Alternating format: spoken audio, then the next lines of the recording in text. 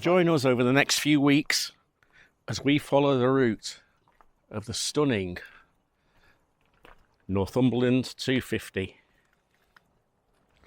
So here we are at Housesteads. And Hadrian's Wall is a UNESCO World Heritage Site. No drone. I'll not say anything if you don't. We didn't fly a drone here. No, we didn't here. I didn't fly a drone anywhere. I did to choose you. So we've had a coffee and a scone. We have. Now we're going to walk to the actual Roman bit. Ah, but have we had a scone? Or have we had a scone?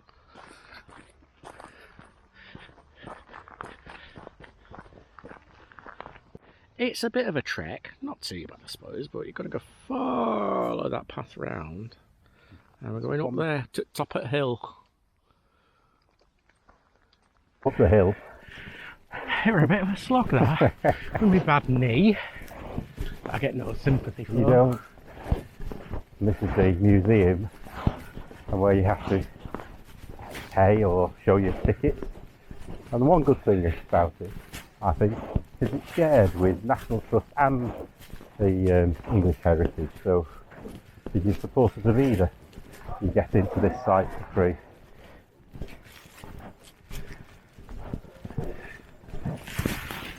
I'll let you read that. Frontiers of the Roman Empire, World Heritage Site, Hadrian's Wall.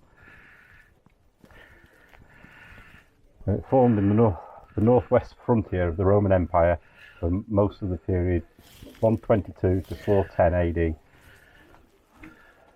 The empire's frontiers extended over 5,000 kilometres from the Atlantic coast of Britain through Europe, the Middle East, and across North Africa to the Atlantic. The arrival of Rome, victory in the north. For 26 years after the Roman invasion, the Norman tribes of Britain, including the powerful Brigantes, remained free under treaties they'd negotiated. But then in AD 69, civil war erupted among the Brigantes, threatening a treaty with Rome. 2 years later, the Roman army came crashing north. Over the next 13 years, the Romans advanced far into Scotland, and it seemed that the whole island would be brought to heel. But in AD 84, a radical change of policy resulted in Roman withdrawal. By around AD 100, a frontier zone existed between the River Tyne and the Solway. The Stone Gate.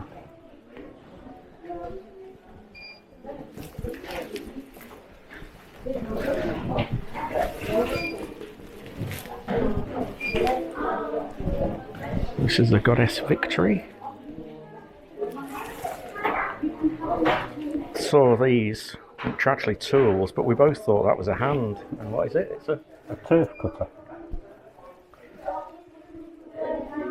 So we're actually in the museum now before actually going to the town, fort, thing. Fort within the empire.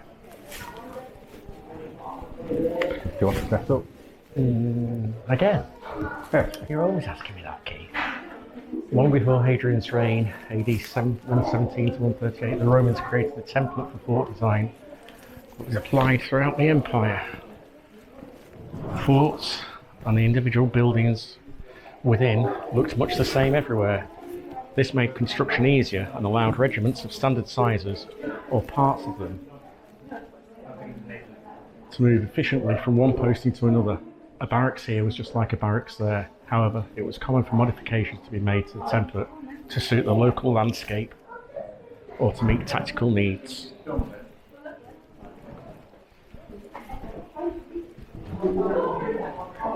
Which would sort of explain why it's very similar to the one down in Hampshire that we saw. Or it's Berkshire or whatever it was.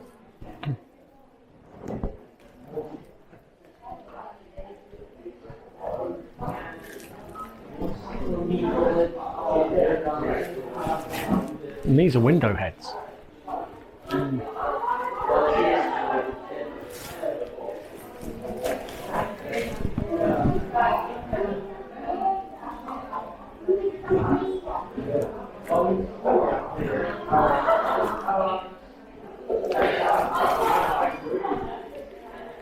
As the commander of some 800 men, the Housesteads praefectus was a man of considerable social standing, which his possessions would reflect. When the Praetorium was excavated between, I don't know why I try and say it in a Scottish accent, excavated between 1967 and 1969, fragments of 13 glass vessels were found in the latrine drain. They date to the first decade of occupation at the fort and may even have belonged to its first commanding officer. Although the glass isn't the finest quality, alongside fragments from an imported Samian cup of an unusual form, 2 fine jet beads and a glass bath flask, it demonstrates the wealthy lifestyle of the commanding officer's family in comparison to the ordinary soldier.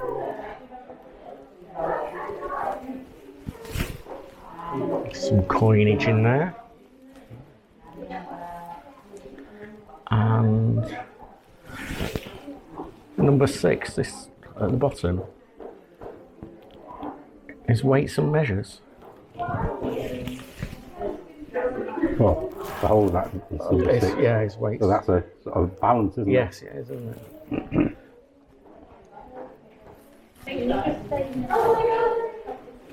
it? Different examples of pottery as well. There's provincial pottery, then local pottery in the middle, and then pottery and glassware from the Empire.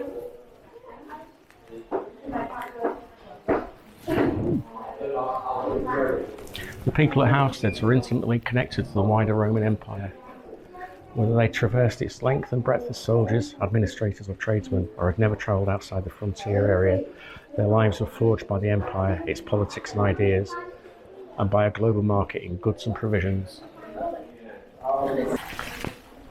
This was located in a small alcove, probably a personal or family shrine, at the back of a vicus building. It depicts a Geni Cucullati, 3 spirits wearing hooded cloaks. These deities were commonly worshipped across northern Europe, possibly in connection with fertility.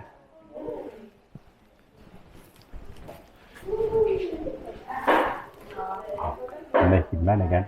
Yeah. If they're around, you'll find them. The 3rd century AD was catastrophic for the Roman world, with a rapid succession of emperors installed by armies in the provinces, civil war and barbarian invasions. Britain became part of a breakaway Gallic Empire from AD 260 to 274, and then a province under its own rule until restored to Rome in AD 296. They were here for a long time, weren't they? They were. Housesteads and its 4th century soldiers. The end of Roman Britain came after barbarian invasions across the German frontier in AD 406. Britain elected an emperor, Constantine III, who took the field army, the Comitenses, to fight abroad. He was killed in AD 411, and the Comitenses never returned. It's quite a good image of what it was like here, isn't it? You wonder, has it started to break down already? Yeah. Because it was here for a few hundred years. It was, wasn't it? Yeah. Towards the entrance of the fort now, we've looked around the museum.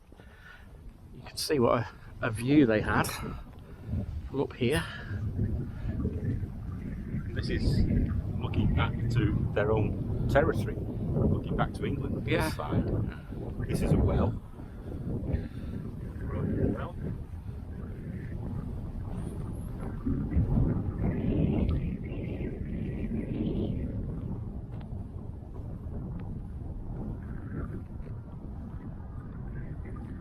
Housesteads was known as Vircovicium to the Romans, and it's the best preserved of all 16 forts on the Roman frontier of Hadrian's Wall.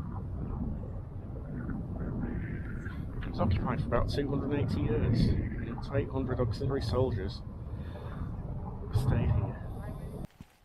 So we're looking at the vicus now, which is where the soldiers and civilians mixed. And it was a settlement outside the fort, as we just said. Civilians lived in the vicus under the protection of the fort and on land granted by the army. The community managed its own affairs, but it was subject to the army and dependent on soldiers for its livelihood.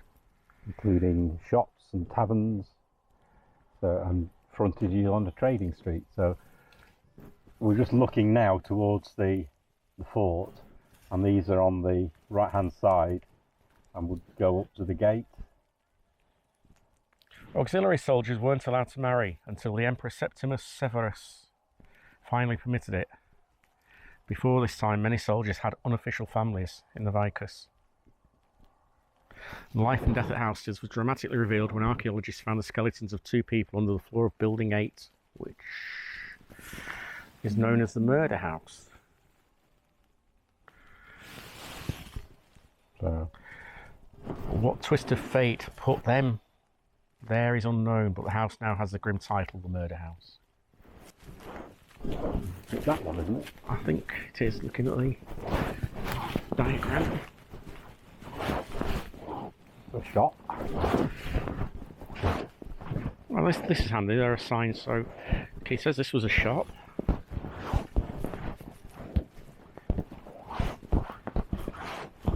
This was an inn.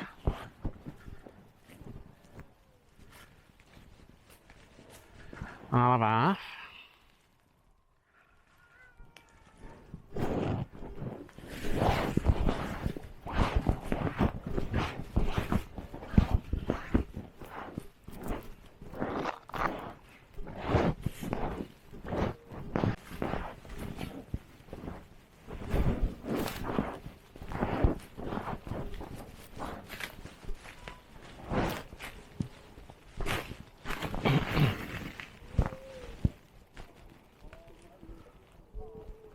The last village that we visited was impressive because you could see it, but this being built on a hillside, it looks even more impressive, doesn't it? And Yes.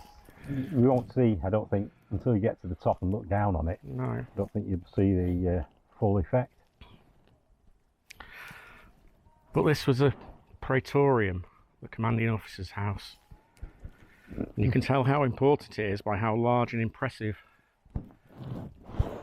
the remains of the building are.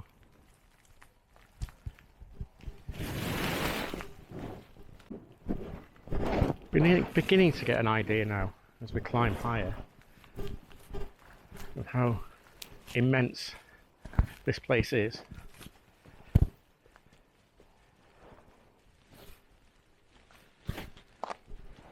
Where are you now, Keith?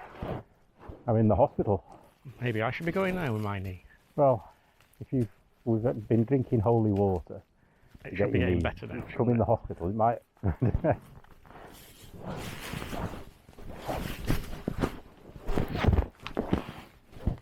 This is an artist's impression of the courtyard of the hospital.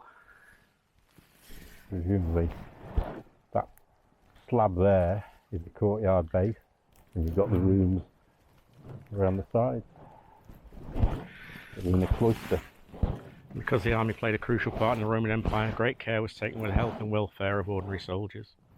All soldiers were trained in first aid, and some specialised as doctors and orderlies, sometimes in dedicated hospitals.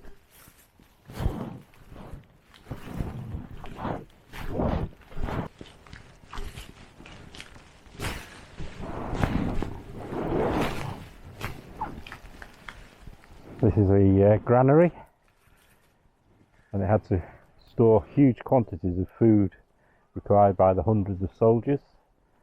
The food supply had to be safe and constantly replenished. The granary was essentially for storing foods of all kinds, not just grain or for bread.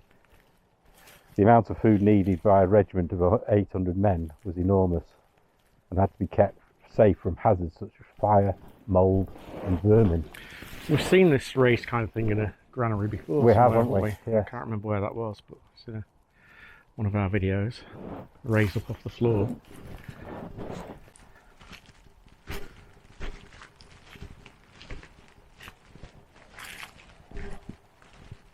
The wall arrived. In AD 122, the Emperor Hadrian's decision to build the wall was transformed into action all along the frontier.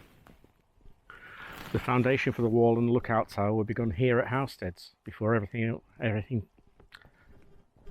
before everything changed. The low square foundation in front of us is part of turret 36B, one of the many turrets built along the wall in its earliest stages. 2 turrets were usually positioned between larger mile castles or fortlets for about 30 men, and turrets were used as lookout towers from which Roman soldiers watched the unconquered lands beyond the wall. Each turret contained facilities for a few troops to shelter, eat and sleep during routine duty and patrols. It's uncertain if this turret was completed. The wall to each side wasn't, before the army decided to build large forts on the wall line. Turret 36 was demolished and buried along with the wall foundation, and the fort built over it.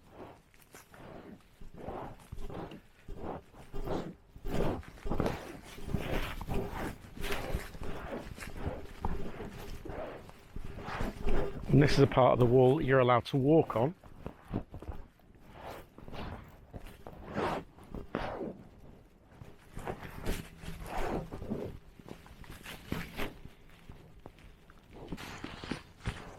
And we are allowed to walk on the wall here, aren't we? We are. We were told.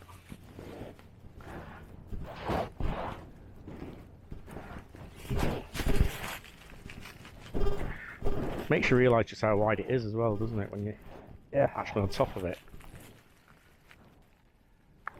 And it goes all the way down there. Which you can't see at the moment because we're here and you're there. Yeah. We'll show you.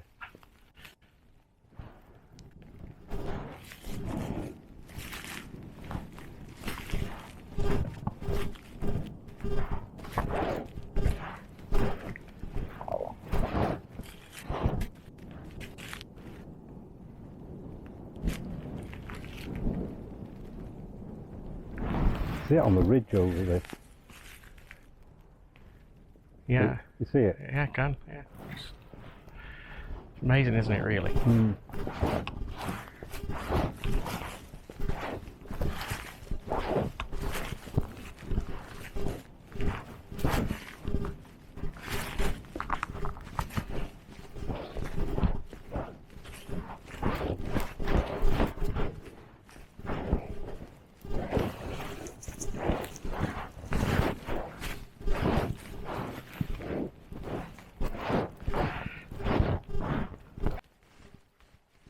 So looking at the wall here, you can see how it winds down and round and goes right up there onto that ridge line. Imagine the effort taken to get all this stone up here and for all the miles.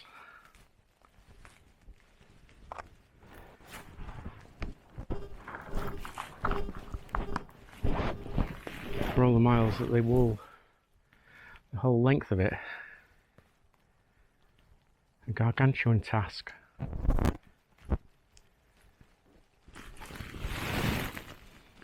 No indication here is there what this is. It's one of the corner Lookouts, I'd imagine.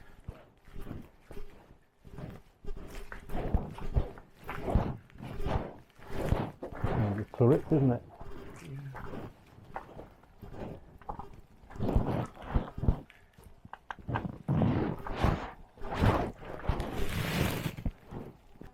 You're now at the North Gate? The North Gate, yes. And it's the only one of the original 4 which opened onto land beyond the wall. However, the approach from the north was steep and the gate was eventually reduced to a minor entrance.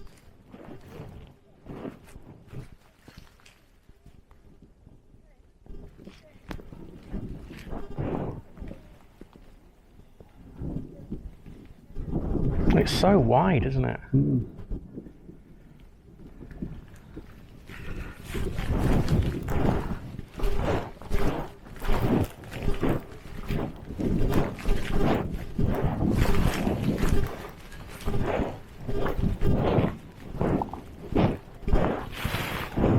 You can see it goes along here and then down and around.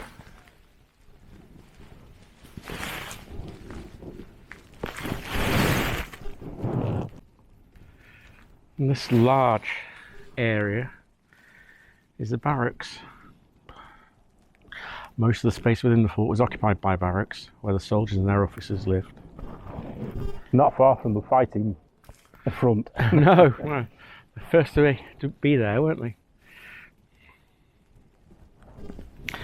In front of us are the wall foundations of building 13, one of 10 identical fort barracks completed under Hadrian in the 120s AD. It survived, altered and repaired for almost 200 years.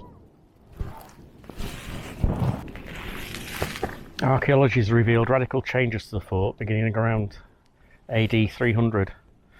One of the most important was the reconstruction of the barracks from single long buildings into smaller individual chalets, which you can see the outlines of now. Varying size forming a row. The number of chalets in each row was fewer than the rooms in the old barracks, possibly indicating a smaller garrison. Holiday let. Yes.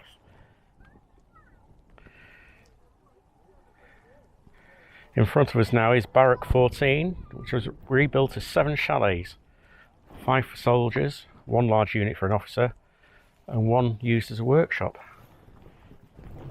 So I think the officers is down at the bottom end, and presume this smaller one is where is the workshop.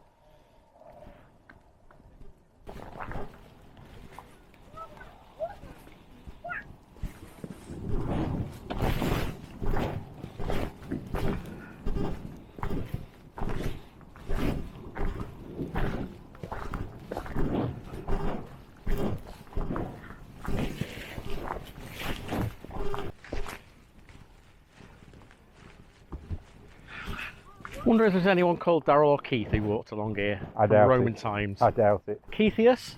Darrelleus?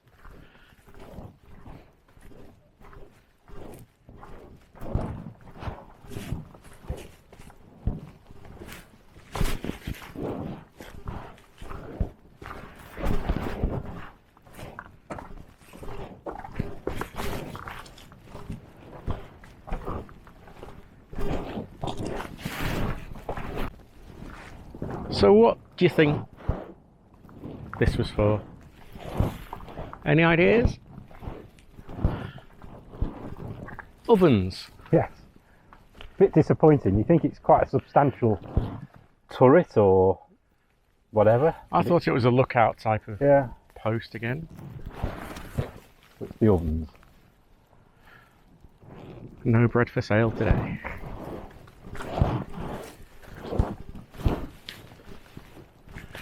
Over at this end though, there's some quite high wall left, isn't there? Yes. Buildings. Before, about a lot of stone from the wall over the centuries has been plundered to be used in buildings and building walls elsewhere. Yeah. Farm walls and houses. We're now at the East Gate. It's survived well. It has. It must have been good wood.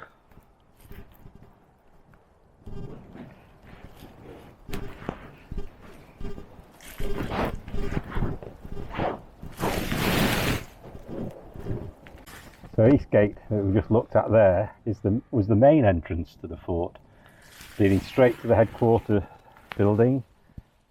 And it is a monumental structure designed to show the power of the Roman state. When first built in the 120s AD, all 4 fort gates had double entrances, probably to allow rapid exits of the troops in response to threats. They are also designed to impress with their massive masonry and high towers. Statues to the gods and inscriptions to the emperor were often placed above the gate, further symbolising imperial power. Each passageway had twin wooden doors that closed against raised stone stops. The heavy doors turned on iron pivots at top and bottom, secured in round sockets cut into the gate stonework. And we saw at the other turret that we had a look at, we saw the holes, Yes. pivot holes for the doors.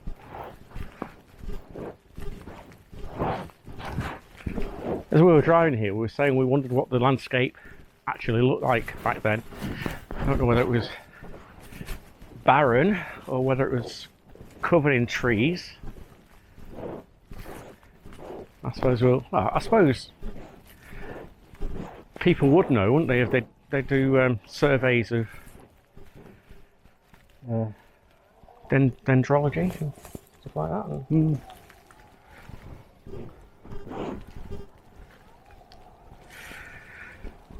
During its 280-year life, many changes were made in the fort, no more so than building 15. And over the years it served as a workshop, a barracks, a stable and a storehouse before a small bathhouse was placed at the eastern end. The bathhouse was built in the 4th century AD over the demolished end of a long 2-storey storehouse. The walls of the storehouse from the end of the 3rd century AD are still visible. And another naked man. Oh, Keith, am I not enough for you? The bathhouse had just 2 rooms, a changing room containing a cold plunge bath and a warm room with a hot plunge.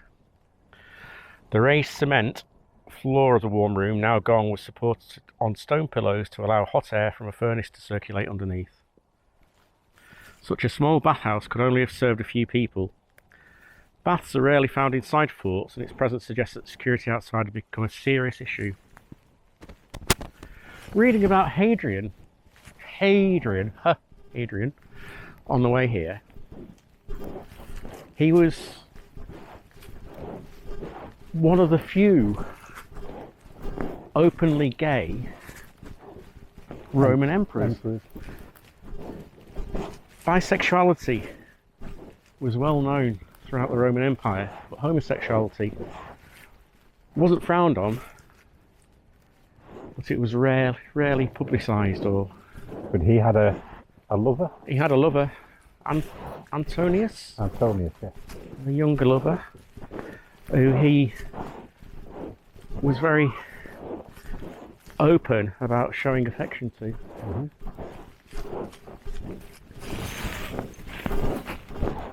So this is the heart of the fort, the headquarters, the Principate. It's the administrative and ceremonial and symbolic heart of the fort, where regimental organisation and the imperial state religion was focused. Passing through the hall, a soldier came to a row of 5 rooms. In the centre was a shrine for the standards of the regiment, proudly displayed alongside altars to Roman gods and a statue of the emperor. On each side of the shrine, officers included a strong room for money, valuables, and the all-important soldier's pay.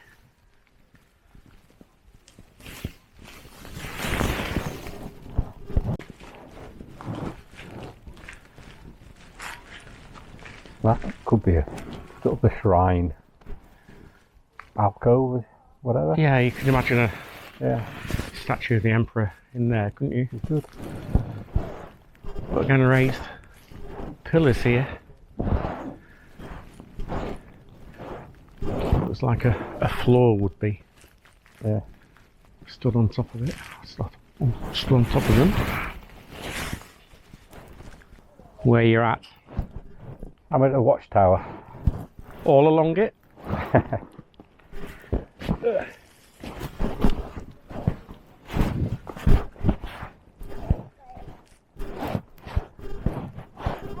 So another square tower at the corner of the fort. Very similar to the others. But here we have the latrines. If Daryl doesn't slip. I don't want to slip in the latrines, do I? You can see the watercourse. Yeah.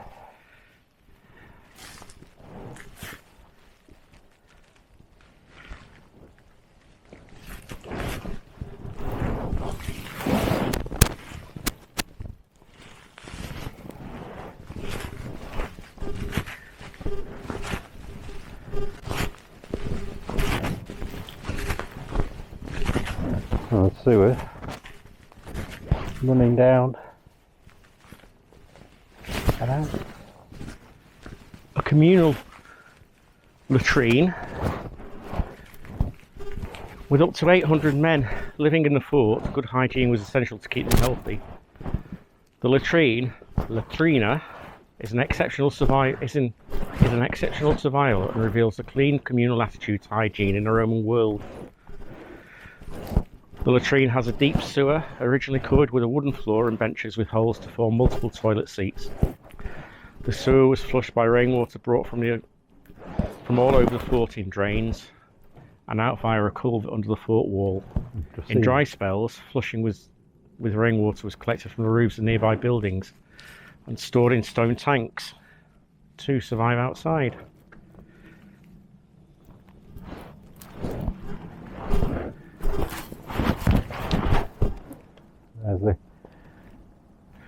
The central platform has a channel along which water flowed for washing. 2 stone basins were used instead, and water supply was restricted. We don't know what soldiers used for toilet paper. Sponges were available in the Mediterranean, but at Housesteads it may have been moss, bracken or rags.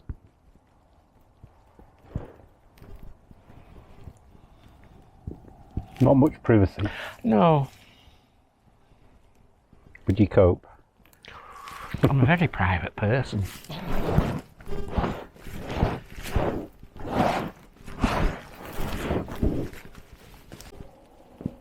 These 2 ladies look like they're walking the Pennine Way, which we are on at the moment.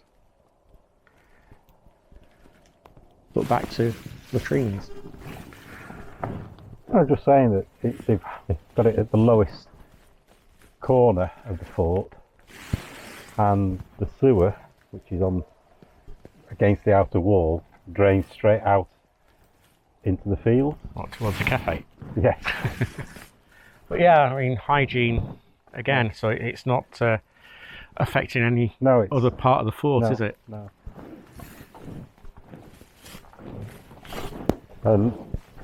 You were saying about the big water tank.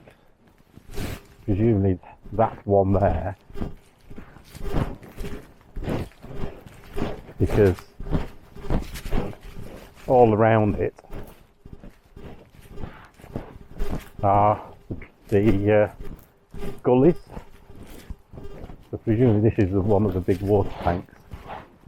And you've got the gullies carrying water into the latrines, and another large tank over there bringing it down that way. Impressive.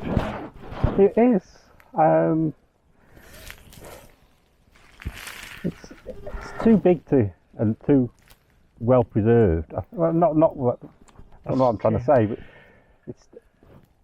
it's overwhelming almost. It is. You can't take it all in. When you see some sites that are smaller or there's less to them, you can visualize it more, can't you? Whereas that, it's amazing, but there's so much to take in, like you say, that it's difficult to picture it. It does help display boards being there. Yeah. But it was fascinating to see the wall itself meandering away into the distance, and then right up over the ridge further away. I couldn't get my head around how wide it actually was. No, 8 foot. I know, but I mean, until you actually see it. No. It's. And that was the narrow wall. And that was the narrow wall, yeah, because it went to 10 foot, didn't it? So it started off at 10 foot, and they changed the plan. Is that because it was hard work? Probably.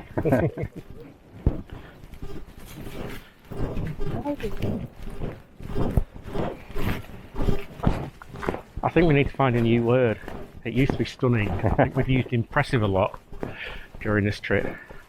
But one thing that we're just saying as we're walking down that's impressed us, and it's a big tick plus for the National Trust and English Heritage here, is that those trees over there are where the car park is. So they've disguised it well.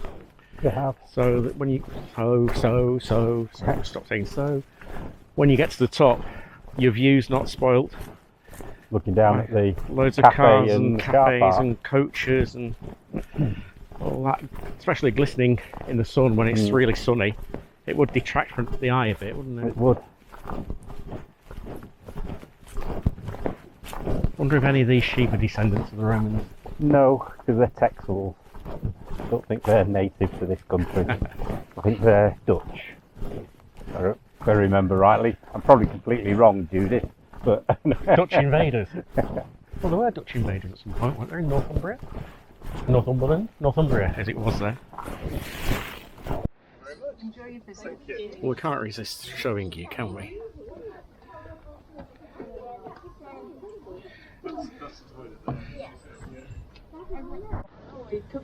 This map shows the Roman Empire. we've got the Antonine Wall and Hadrian's Wall, which is the main one, all the way through Europe, to Palestine as it was then, North Africa, to the Atlantic. And this is Hadrian's Wall.